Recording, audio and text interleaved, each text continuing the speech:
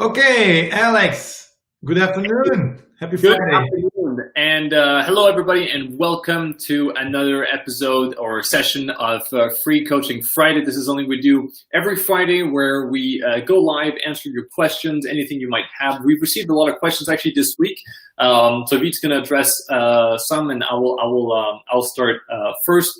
Essentially, throughout the week, feel free to ask us any questions that you have. You can send them to us via Facebook, on Instagram, email, and we'll try to address them. If we don't address them in this session, we will try to address them in the next one.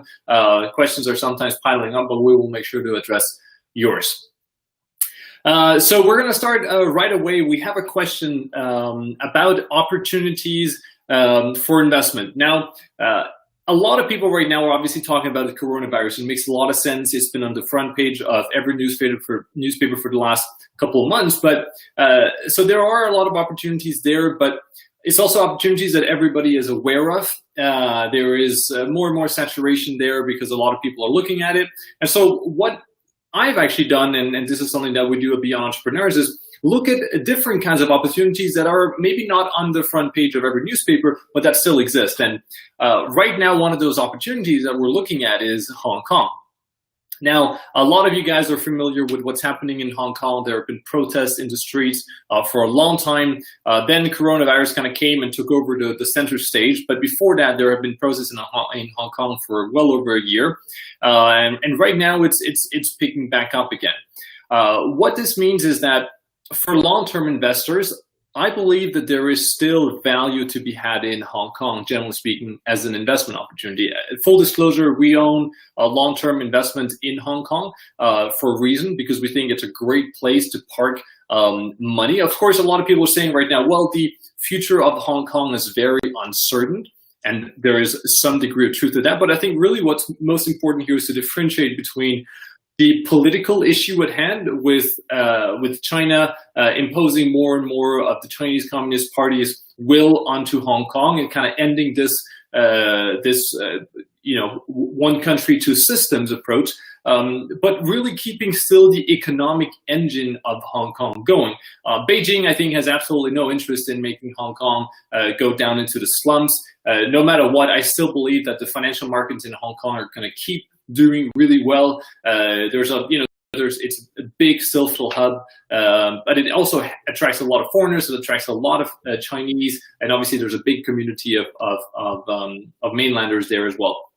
So anyway, so something we're looking at is Hong Kong property in particular, and we have different ways to access them. Unfortunately, on this call, we're not going to talk about specific examples because it's something that we reserve for some of our members. But there are opportunities for you to take advantage of the unrest in Hong Kong, and really between looking at civil unrest in other places and opportunity to become in Hong Kong, it's really something that if you take advantage of it now, you can set yourself up for big gains in the future. A lot of things in Hong Kong have been indiscriminately sold off. And that includes a lot of property businesses, a lot of property companies that tend to be some really, really large holdings in Hong Kong that pay great dividends, that have really rock solid balance sheets. And this is really a place that we're looking at. Again, we have some recommendations that we make available for people in our Gemini Investor. Is a product that we're launching next week, where we're going to be giving you specific examples of what kind of names you can be buying in Hong Kong, some of the names that we own ourselves, and some of the names that we're buying right now. And there is a lot of interest. So I know there's a lot going on with both coronavirus, with the protests in the US, but if you're an investor, I encourage you not to discard Hong Kong as an opportunity, simply because in the long term, remember that this is a political issue. It is not really an economic one. I still believe there's going to be tremendous opportunity.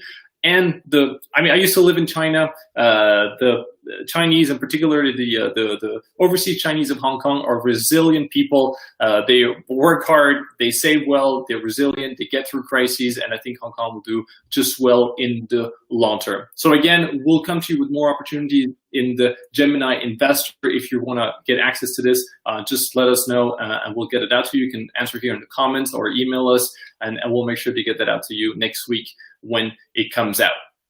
Yeah. So maybe for the people, first time listeners, Alex, I'm just gonna jump in there. So the Gemini Investor is a monthly subscription that we'll be launching, like you say, next week. It's gonna be very fairly priced. We're gonna do an entry-level pricing. It's gonna be packed with gems to build your portfolio. You, Alex, you are writing it, and you will, because we got a lot of questions of people on what should I buy and how should I buy it. How is explained in the masterclass we have online. It's a 6-week masterclass, and then the Gemini portfolio, the Gemini Investor, to build your own Gemini portfolio according to the method and the barbell strategy as we explained it in the masterclass, and what a smart investor should follow is actually this is the content of the portfolio. So monthly, it's delivered by you through email.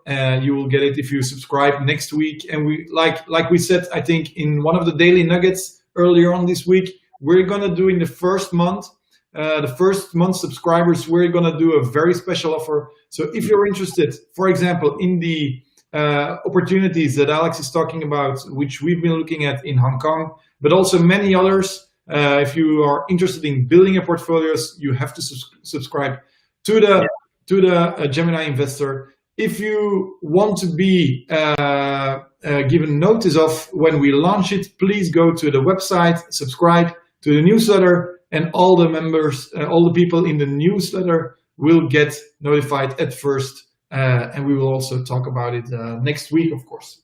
Exactly, and just before we move on, I just wanna make sure to emphasize that right now the opportunities that we're seeing in Hong Kong are quite exceptional. We can buy businesses for 25% of what they're actually worth, and this is something that a lot of people are not looking at, because I understand that we're so busy with both the coronavirus and now the process in the US, which we have a lot of respect for, but it means that a lot of people are not looking at where there's incredible opportunities. And long term, we're very bullish on Southeast Asia as a region in general, and that includes Hong Kong. So there really is a lot to look at there, and we found some incredible gems. Just wanted to let you know, guys.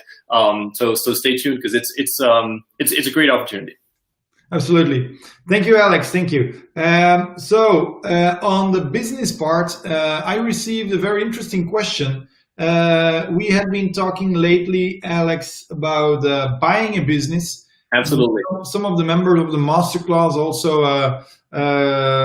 went through the process of buying a business, and we answered some questions there.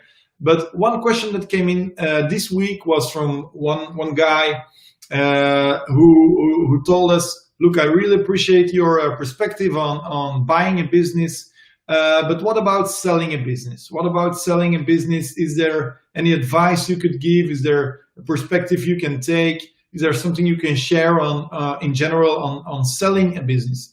And I've sold already a few businesses, actually, some very successful, if I may say so myself. And I'm gonna give you 5 points to take notice to when you are actually selling a business, or when you have the plans or the aspirations to sell a business once in your life. So the first thing would be, you sell a business by the very design. We talked about earlier on this week scaling by design and not by accident. Well, yeah. It's the same with selling a business. If you are building a business, if you are an entrepreneur and you are building your baby right now, well, then try to keep in mind that you're actually already are selling it. You are already building it, ready to sell it. And that even if you have, and that's the second point, even if you don't have the intention to ever sell it, whatever happens, you want to, you really love what you're doing so much, and you say, this is my passion, this is my life mission, I'm never gonna sell it. We understand, but act and prepare as if you are going to sell it, because if you don't sell it, maybe life will sell it for you. And that is sometimes a harsh reality. Something can happen to your family, something can happen to you, to your children. Situations change, economies change. There's also medical conditions that can influence how you are allowed to work or not work. So I beg you, as an entrepreneur, build your business, build a business that is sellable, because it's your best guarantee of keeping and creating value.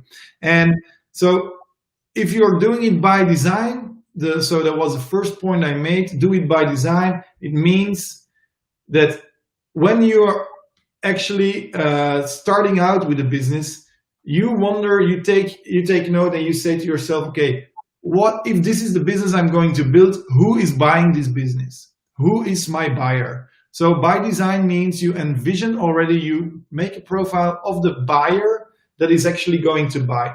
And that also means, and that's the third point I want to address when we're talking about selling a business, that means you will have to design a company where you are not a part of.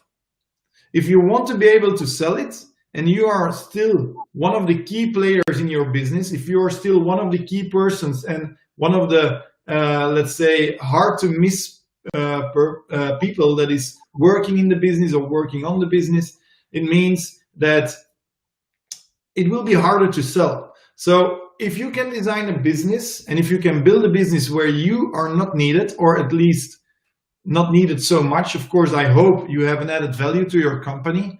I think we all hope to have an added value to our own products. But as an entrepreneur, you don't want to be the one guy or the one girl they always need in order for the business to run properly.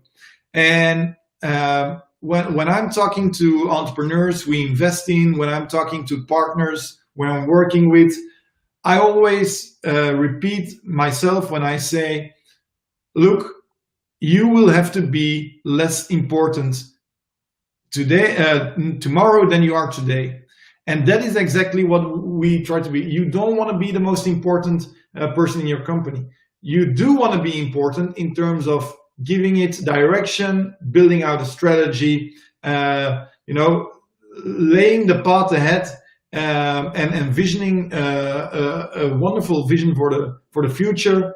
But you don't want to be this one person they all need to talk to in order for the business to just function. So that is definitely the third point. So design the company without yourself in it. Then the fourth bullet point I wrote down here when I was preparing for the question, it was make a wrap up. So we told last week, I think we told the listeners that it was the end of May. We had one more month to go before the year was half.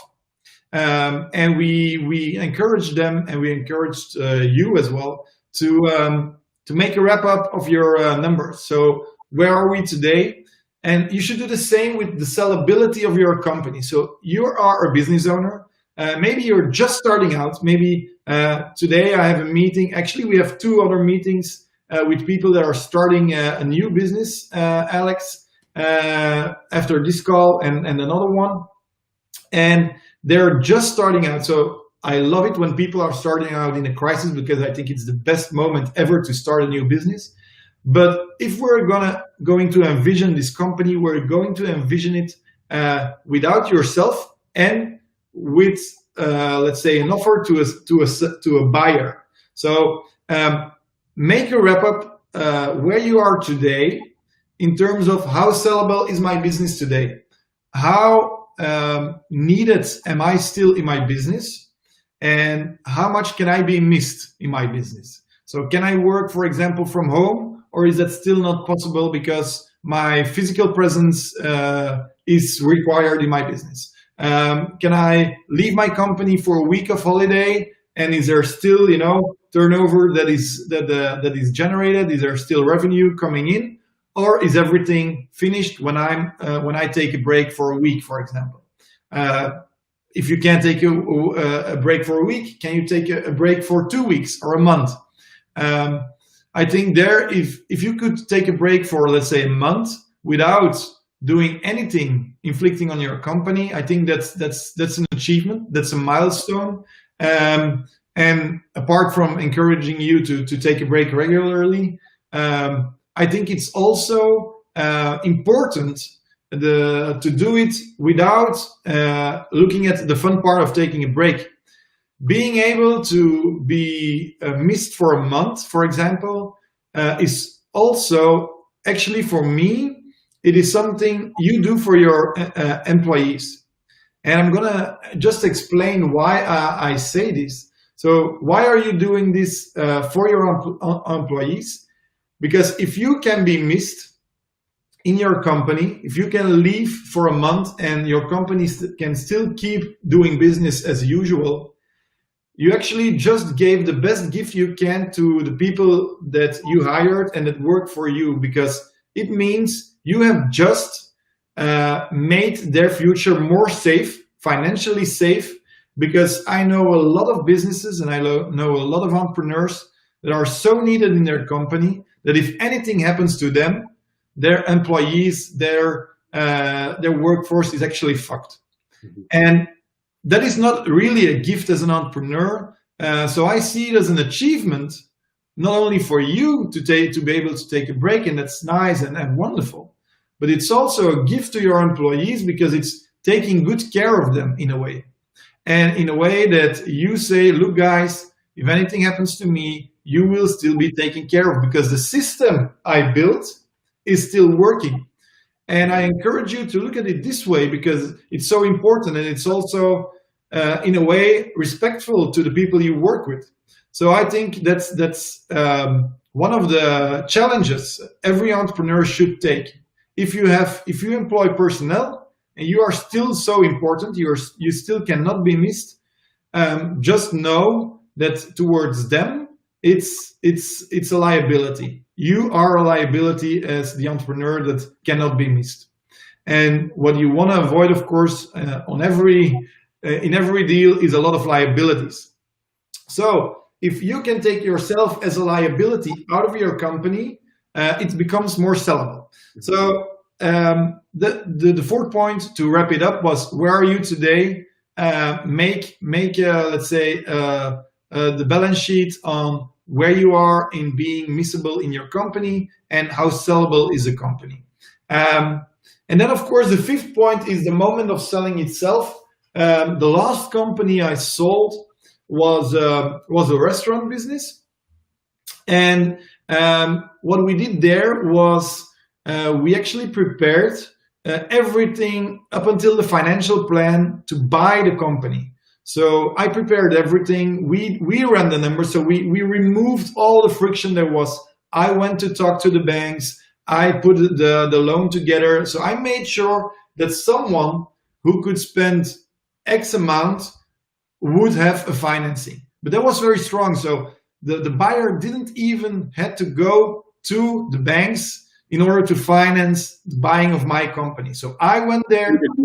Yeah, well, I went there and said, look, this is my plan. Is this sellable or not? Banks told me, this is a nice business suite you've built here. If someone can come up with X, because we want to see, let's say, some skin in the game from him or her, in this case it was a her, then this is a solid company that is financially solid, and we will give the loan. So if you can go up onto the market and you have removed all the friction you could possibly remove, well, that's taking it one step further than to say, hey, here's my company, it's so great, I put a price on it, and I just pulled it out of my ass. And then you leave it up to the buyer. So that's what I like to do, because actually the buyer is your client at that moment, and you want to make it for the client as frictionless as possible. And of course, make a wonderful business, make something people really love. If you can build a company, and that's maybe it sounds more intangible, and it is also less intangible, but it is not less important. If you can build a business that people love, where there's a lot of emotion attached to, if you can convince a lot of clients, you can also convince a lot of buyers. That's why I always say I like brands and products where there's a lot of emotion attached to. For example, cars is a product where a tremendous amount of emotion is attached to. Football is a product, it's a business, and most football clubs are just companies. Is a business where there's so much emotion attached to. And I always love businesses and products where there's a lot of emotion attached to. So I encourage you to, when you build it, make sure you build it with into a product or a company that has products or services that have a lot of emotion and a fan base attached to. Because then the buyer will probably be someone who is always also emotionally attached. And that's for another time. I'm not gonna drag on between emotion and logic in buying something. But there's a whole world. I can talk a day about emotion and logic and how it relates when you're selling or buying something. But it's let me just say, we are all big bags of emotions. We call ourselves humans, and we think we have logic, but we actually never have. And we buy almost every buy we do is an emotional one. So that is why I encourage you to put a lot of emotion in your company as well. Yeah, it's actually funny on the emotional side. It's something that is like the reason why most investors fail is because of their emotions. It's so prevalent. Nobody really likes to admit it because we all tend to think we're such rational human beings. But there's so much emotion involved in all of our decisions, even when we think we're rational. So it's a great point. Great point. But as you can see, guys, like this is something. A lot of this is something you want to incorporate from the beginning. I think one of the first things that Piet said was, building your business by like designing it for the sale, and then knowing what it is that you have. Making sure that you're not always needed. These are really key points. And I hope you really took notice because a lot of them are really valuable. You're lucky to have Piet on this call today. I'm just saying, I was lucky to meet Piet, and you guys are lucky to get this kind of information. Well, they're equally as lucky to have you, Alex. No, well, especially next week. But anyway, guys, we hope that this was super valuable to you. We received a lot of questions, so again, we're going to answer them. We had a question about how to sell a business. If you're looking on how to sell a business, make sure that you re-listen to this call again. And if you're looking, for opportunities for investment right now that other people are not paying attention to, also re-listen to this call. I talked in the beginning about opportunities in a market that is depressed or that gets a lot of negative press right now. So it's really great things coming together. So there you go, guys. This is our Coaching Friday. Feel free to send us any questions you have.